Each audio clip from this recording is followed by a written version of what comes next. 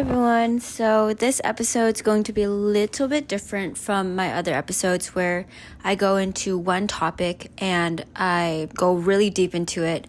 This is an episode where I have a bunch of smaller topics that I put together, and they're all really interesting to me, at least.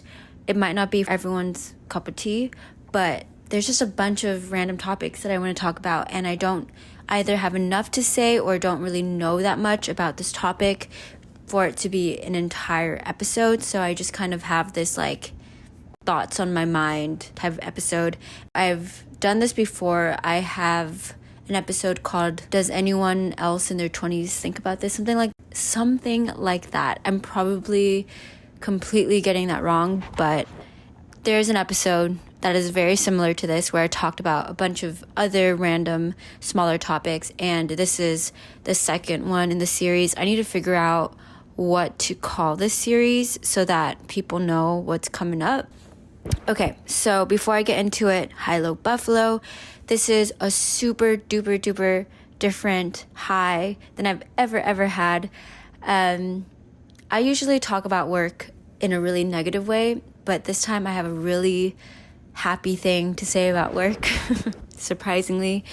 And so on Friday, I had my last day with my client team, and thank freaking God, thank the Lord, thank whatever the hell is out there, thank you that I was able to get off this team, because if you guys watched my YouTube video where I just completely broke down, you'll know that it's been rough. The past few months, I've been really hanging on by a thread, and I had a complete breakdown again, even worse than you saw in that video. It was a terrible breakdown, and it really just shook me to my core. So I'm happy that I am out of it. My last day was on Friday, so I celebrated on Thursday and Friday by getting boba twice.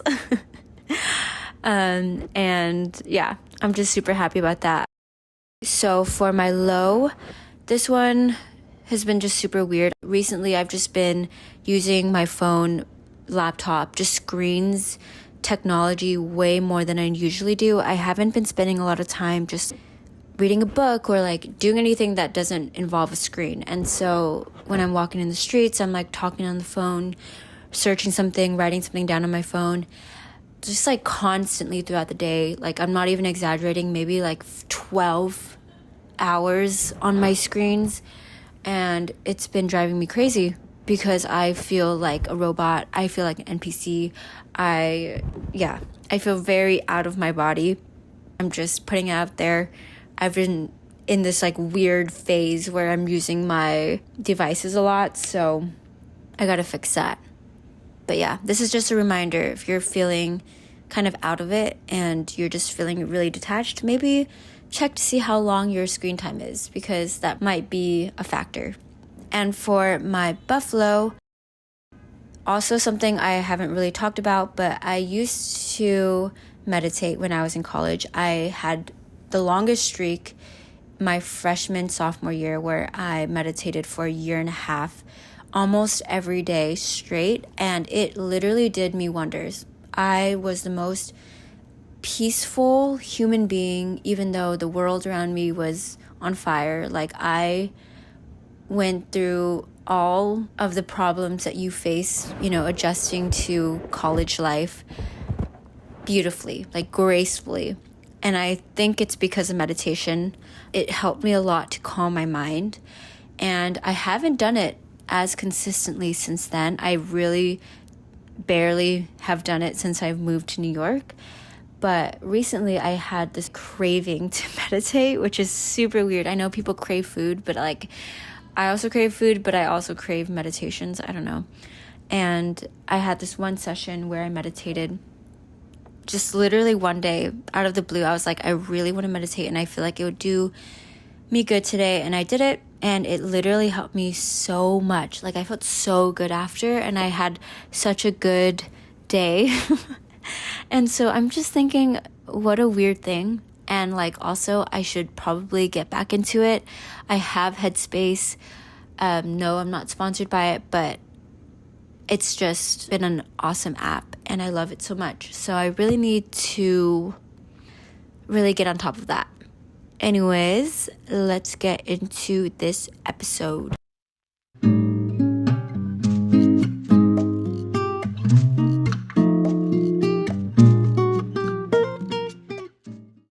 All right, there's a ton of topics in this one. Again, I'm so sorry if some of these topics just bore you and then the other ones are super interesting. Just bear with me. I won't probably talk about them for longer than 5 minutes at a time. And yeah, so the first thing is something I was thinking about recently, and I think as I've grown up, I've been better at not thinking about what other people think of me, just not really caring about other people's opinions. But I was also thinking that, I'm not entirely innocent. I still really care about what people think about me, maybe not to the same extent that I used to, but I still care a lot. And I know that, and I've heard that when you get older, you start caring less.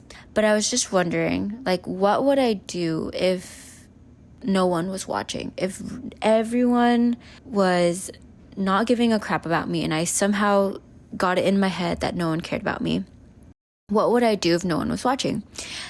And honestly, I was thinking I'd probably get plastic surgery on my nose, because this nose on my face, I just love a cute little nose. I just think it's such a cute feature to people who I find attractive. And I would not mind getting a nose job just to get a smaller nose. I think it would be flattering on my face. But because people watch and because I care about what people think about me, and because it's a little bit expensive, I won't get it. I'm iffy about it internally as well, but I think if people really weren't watching, I think a lot of the back and forth that I have in my head about getting plastic surgery would be kind of taken care of, which is kind of surprising. And maybe a good thing, because I'm saving a lot of money because people are keeping me from getting this kind of surgery. But I'm just putting it out there. This is something that I've genuinely thought of, and it has terrified my mom. My mom is because I've talked about getting tattoos, piercings, things that she's very against. But I've done it anyways. She's terrified that I'm just going to bring up, plastic surgery and actually get it done, even though obviously she's not okay with it. But this is one of those things that she can rest and know that I most likely will not get plastic surgery. I probably would also not hesitate as much getting my tattoos. The only people who are actually watching and caring and making it a big deal are my parents. But I am going through this is probably a high-low buffalo. I have booked some tattoo appointments. I just had a tattoo appointment this past week, and the process of getting it and thinking through a tattoo is not that big of a deal to me. What is a big deal for me now is just always having in the back of my head what my parents are thinking and their reaction, and how they will, voice out their opinion for the rest of my life. And so there's a thing about having someone comment on your body negatively and having to deal with it for the rest of your life. In this case, it is voluntary, because I'm voluntarily adding this tattoo onto my body. And if I didn't put it on my body, I wouldn't have these comments. But there's another thing, obviously, to have it just when you're born, a certain feature to your face, and then people comment on it for the rest of your life. That's a little bit different. This case, I'm hesitant to get a tattoo. And even after I get a tattoo, I have a lot of ups and downs where I'll go through moments of regretting getting a tattoo for literally 5 minutes and being what did I do? Did I make the right decision? I actually kind of want to take it off. I'll have 5 minutes where I will really debate getting a tattoo. And it's only because I'm nervous about what my parents will think. I wouldn't have those second thoughts if it weren't for my family's opinions, which is super annoying because it gets in my head sometimes and I start to get confused on whether or not I actually want the tattoo or whether it's just my parents talking in the back of my head. Another thing I would do if I knew no one was watching, I'd probably dance a lot more in my apartment just randomly and just stare out at walls and literally just like dissociate a lot more. But because my roommates are around often and I'm out in the main areas often, I just don't do that kind of thing. But whenever they're gone or whenever I'm in my room by myself, I will sometimes have a mini dance party. I don't know if a lot of people do this, but I do it and it's so freaking fun. And I just like sing at the top of my lungs. I blast music and I fully dance like I'm in a club. And I also sometimes do the complete opposite where I just sit there like I'm kind of half alive and just stare at something because I need to just exist for a second and not be stimulated or be thinking about anything. Yeah, I would do that more often if no one was watching. Anyways, just thoughts. I wonder if anyone else has thought about this. Like, what would you do if no one was watching? Like, you'd obviously have a more fulfilled life if no one was watching because you'd be doing whatever the hell you want. But anyways, next topic. I'm just confused why everyone is running all of a sudden. All of my friends, like people who've never ran or people who've never been athletic, they're just running these marathons. They're committing to these 5Ks, 10Ks. And I know some friends who are listening to this that are like preparing for some marathons. I don't know why everyone's running. Like all of a sudden on my Instagram, people are like posting that they finished a 5K or that they're training for one. And all these social media people are like running. What's going on? You would never catch me running for a 5K, 10K. Maybe people are like trying to, I feel like a 5K, 10K is like, this is my theory, okay? It's a good balance between being a type of goal that you can set for yourself that isn't too difficult and has like a cutoff date. And it doesn't have too much of a runway of like time. And because it's so clear when you're going to, complete this goal or meet this goal, it's like a very satisfying thing to take on. It's like, okay, for this month, I'm going to run and I'm going to commit to this thing. And then when the date comes and I make my marathon and I finish it, it's going to be satisfying. I worked for it for a short period of time and I know that I met the goal and it'll feel really good. And it's a very clear, rewarding experience. I think that's what's going on. Anyways, I just don't know why everyone's running. You'll never catch me running. I cannot run I can run if I really needed to, but I really just don't enjoy it. I don't know how people do it. Like when I'm running, somehow my breath is still louder than my podcast or the music I'm listening to, no matter how loud I put it up to, like put up the volume till. I really don't know why I cannot explain normal, basic human things right now. Anyways, yeah, I just can't. Like even on the treadmill, I've talked about this before, it is difficult for me to run longer than 5 minutes. Like I'm constantly checking the time and I just I can't. It's just too much thinking goes on and I'm too hyper aware of the pain and the fact that I am running while I'm running. So I just don't enjoy it. But it's obviously not for everyone, but there's huge crowds of people taking on running as a hobby all of a sudden, and I'm just shocked.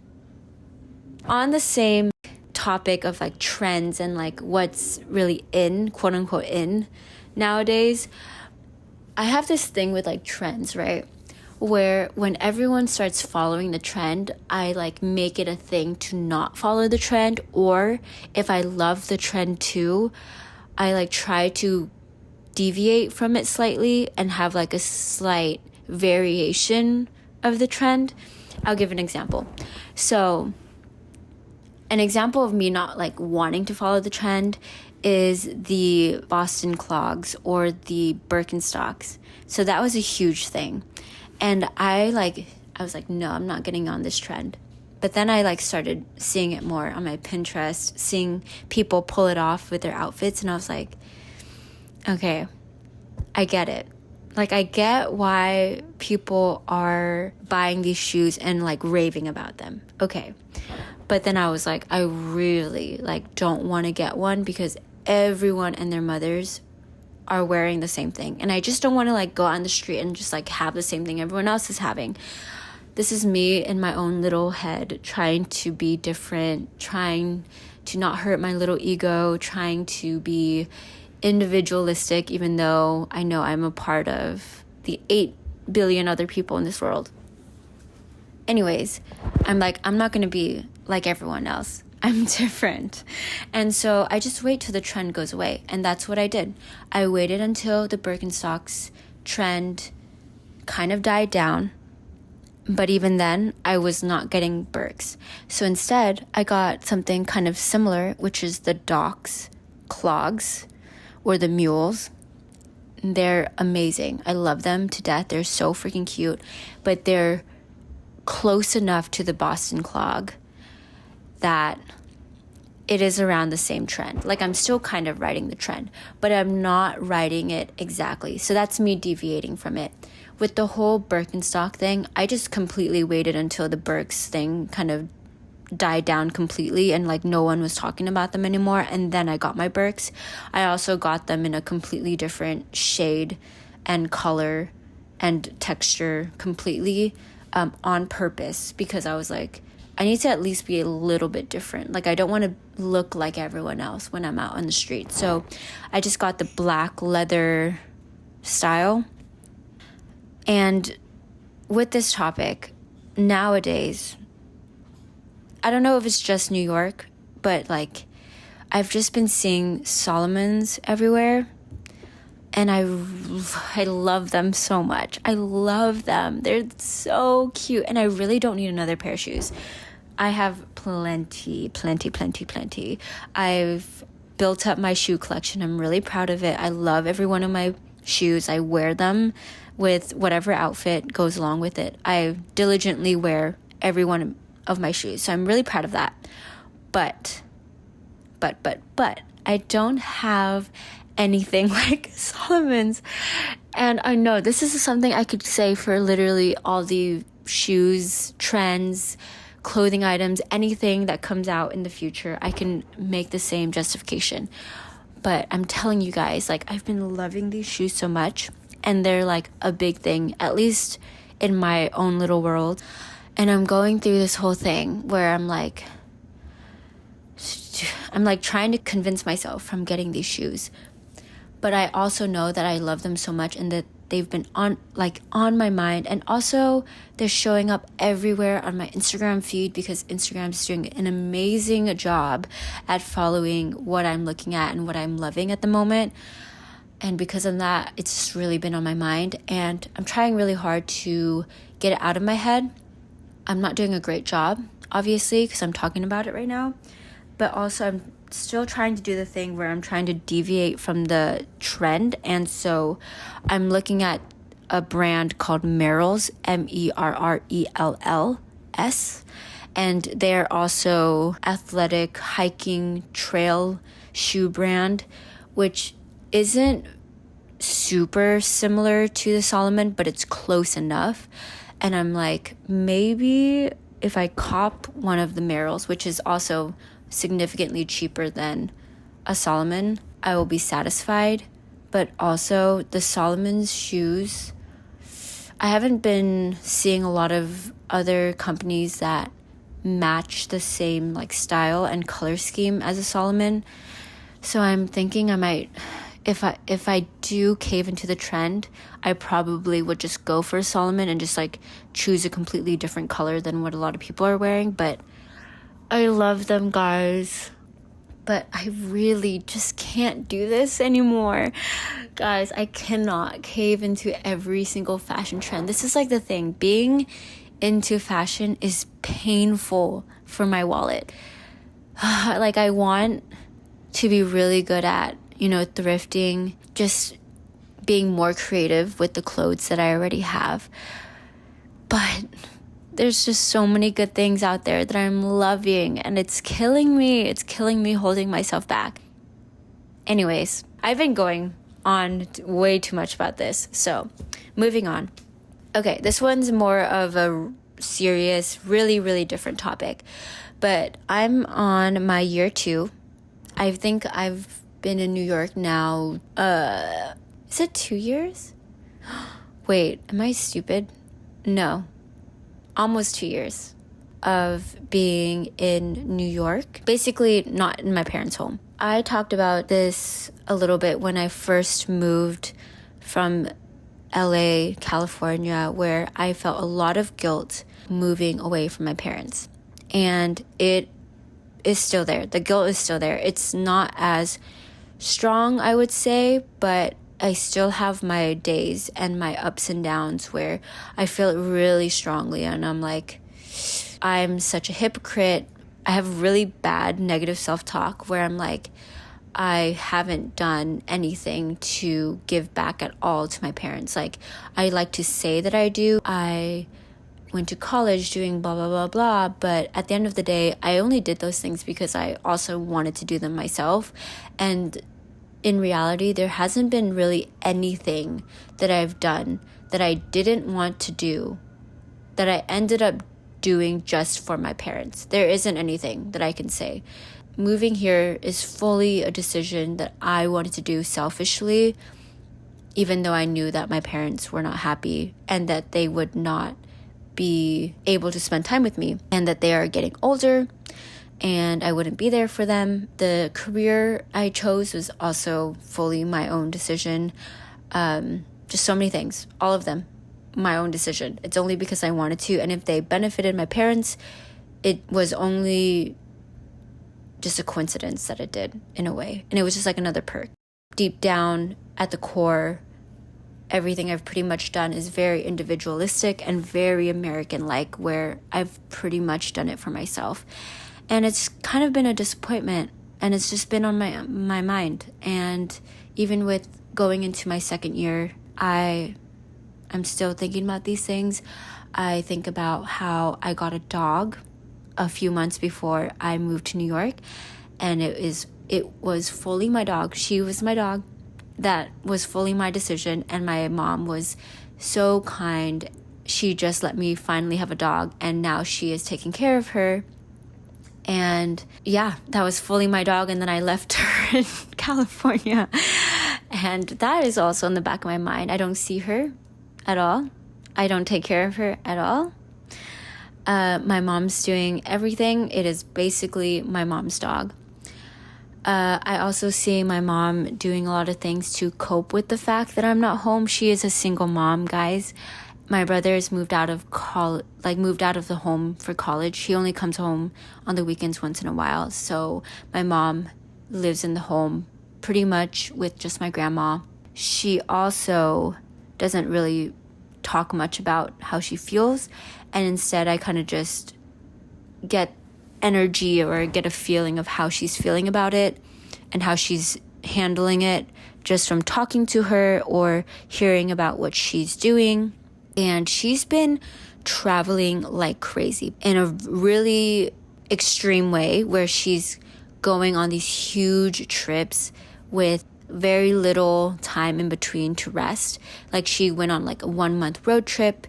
She took a break for like a few days, went to Japan with me for a few weeks, took a 1-week break, then went to Cambodia for 2 months, and she's about to take a few weeks of a break and then go to Europe. Like, she's going she's going crazy with this traveling thing she's doing, which is great and awesome. And I know she's always wanted to travel, but I have a feeling she's doing it as a coping mechanism, because whenever I go home, there's no traveling that happens. But then the moment I leave, she's like on it again. And this is just me noticing things and being like, is this how she's coping with it? And it's making me really nervous and a little bit concerned and sad about it. That she's, instead of addressing the problem maybe head on, she's coping with it using a different mechanism, which is like similar to how I binge eat and do other things. She's just traveling. I am feeling it a lot more, and I'm bringing it up now because my mom's birthday is tomorrow and I'm not home. I'm missing her birthday again for a second year, which makes me really sad because I don't want her to be alone on her birthday, and obviously she would much rather celebrate it with people. I'm 100% sure she'd be happier if I were home celebrating with her, but I'm not there just due to like the way that the traveling plans turned out, booking flights and the cost of it. It was just a lot, so it didn't really work out this year. And I know fully that I could have still made it work if I just spent the money and just went home to see her, but I did not do that. So yeah, this is just me being aware of my guilt and being aware that it was fully my fault and in my control. And one last thing I want to say about this is that whenever I go home and see my family, there's obviously like a few months in between seeing them, like 3 to 5 months that I see them at a time. And it's crazy because now when I go home, I don't see them every day. So like when I do see them, I can see visible signs of them aging. And it literally breaks my heart. I could see more wrinkles, their skin sagging a little bit, maybe some weight gain. Like just like I could see them aging, and it makes me nervous. I don't want them to be lonely. I just don't want them to be like those old people that are just lonely and then their kids abandon them. Like I don't want to do that. But at the same time, it looks like my actions are showing a completely different thing than I want. And so, yeah, that's also been part of the guilt. So I wanted to talk about must-haves, non-negotiables for dating. I was listening to this podcast that my friend Mary was recommending to me, and it was about dating. I think specifically about dating apps and how to navigate that whole space. And it was a super interesting podcast, funny. The two girls brought up topics that I haven't really thought about, and they also spoke about them in a really unique way and brought on new perspectives, which I really liked.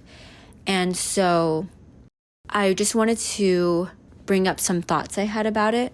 The podcast is called Not For Everyone, and the episode is episode 35, For You, the dating advice we wish we knew sooner. Yeah, they talked about like 3 key parts about how you know you will stay with a partner and whether or not they're meant for you long term. And the 3 goes from a scale of more shallow and more accessible to more rare and more important and crucial. So the first is chemistry, the next is compatibility, and the last is character. So those are the key parts. So you can have chemistry with somebody, but it's very surface level, and it doesn't mean that you're going to be compatible, that they have a good character. And like compatibility is super important for like, you know, being able to just stand each other, to be able to live with somebody else, to be able to go about your life with somebody else. But then character comes in when tough moments and like, you know, testing moments come in and appear in your life or in your relationship. It shows how you handle them and whether or not you'll be able to get through. When I heard about this, I was thinking to myself, I've talked about chemistry before, like just weirdly specific turn-ons. I think like that shows my side of preference for chemistry, like what am I attracted to? Also compatibility, which I've talked about, which includes weirdly specific green flags. So these are more substantial things than just very, very surface level. But then I've never really pointed out or talked about character. And I wanted to narrow down like the 3 non-negotiables, like must-haves for characters. So this is like the most important thing. And this is usually the thing that keeps me from dating somebody a lot longer, or the reason why I break up with somebody, or the reason why I don't end up dating someone, because I notice that they're not meeting something for these 3 character traits. And so, because I've like definitely had chemistry with people, but then I've not had compatibility. But then I've also had chemistry and compatibility with somebody and not had a character match, or I just didn't like their character, or I knew that there is something that was missing in their character that was really going to bother me in the future, and it was going to be a big deal when marriage or like big things come down the line. And I know it's like really weird and kind of crazy in a way to think about these things so early on, like before you even dated somebody. But at the same time, I don't want to waste my time, waste the energy. I don't want to get my feelings hurt when I know from the beginning that it's not going to last and that I'm not in it for the long run. That's just like my headspace. Because I've brought this topic up, like it will make somebody out there, one of you out there, start thinking about these things so that you can better position yourself when you're thinking about who you actually want to date and put in the energy for. So the 3 things that I thought about, and I really thought about this because I was like using real life examples where I was like, this person I definitely had chemistry with, I definitely was compatible with. What was missing? The first thing is that they're emotionally mature. This means like being able to be aware of their own feelings, to be able to communicate those feelings. Emotional maturity. So important. I have definitely broken up with people that just were not emotionally mature. And I think with emotional maturity, not only are they good at handling their own emotions and communicating it too, they're usually better at understanding other people's emotions when they're going through things and being more understanding of them, empathetic in a way, because they know life can be tough and that everyone goes through it. The second one is they need to be compassionate. They should be known for being compassionate. And I think this has been huge for me for friends and also relationships, where when you're a compassionate person, you are also considering others and like being respectful of others, wondering whether others' needs are being met or whether or not, someone's going through something. Also, sorry for the background noise. I have a crap ton of people in our apartment right now. And I'm also always recording my podcast on my iPhone, so there's no background noise suppression happening at all. And yeah, so anyways, I care about people who are compassionate, who aren't selfish, who think about other people, who consider other people's needs. And I think with being compassionate, it makes people more open to different types of people and different ways of life. Usually it comes together, and that's why this one was really hard to decide, because I really wanted to know whether or not I wanted somebody who was more open or somebody who was compassionate. And I think compassionate kind of encompasses being open. I've had people that I've dated or talked to that were not compassionate, and so they were very closed off to how I felt and like my preferences. Like I wanted to do a certain thing or try something, and they just were like, no, what the hell, that's so weird.